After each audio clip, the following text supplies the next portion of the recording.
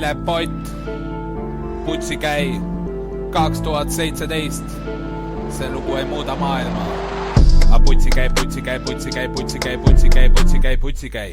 Sel neiul ei lõhnanud alt nagu soolalõhe, vaid hoopis kui räim. Jätsin ta kiiruga maha, ei rumala peaga ma andnud tal kätte. Saatsin ta otse, ma putsi ei olnud nii lüüriline kui Jan Tätte. Putsikäi. Mupo kaubiku kusesin täis, ma ükskord jommis päi. Saima ka trahvi, aga pohhui elame life'i ju. Ei tahagi surivoodil nutta, et elu on olnud mõttetu. Mehed on kõik mölakad, naistel on nägu täis puuder. Ideed kõik võetud on mujalt, Eesti YouTuber. Elada ei oska, ilm on sitt, peal on depressioon. See pärast septembris ei joo mu jaoks üks mõttetu aktsioon.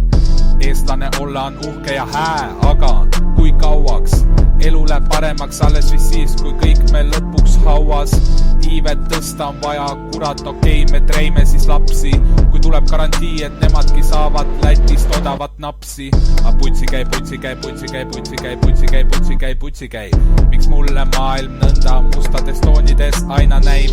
Kui käes on pidu, tuleb panna jooki ära pea piiri. Kui pärast ära istu rooli nagu sõnajala õed, Viivi ja Siiri. Putsikäi. Muidu on küll kõva tüüp, aga Twitteris pisaraid valamas käib. Rohkem on lubatud küll tähemärke, aga mida sa teed, kui mõistust ikkagi vähe ja aju nii väike kui säästupelmeen?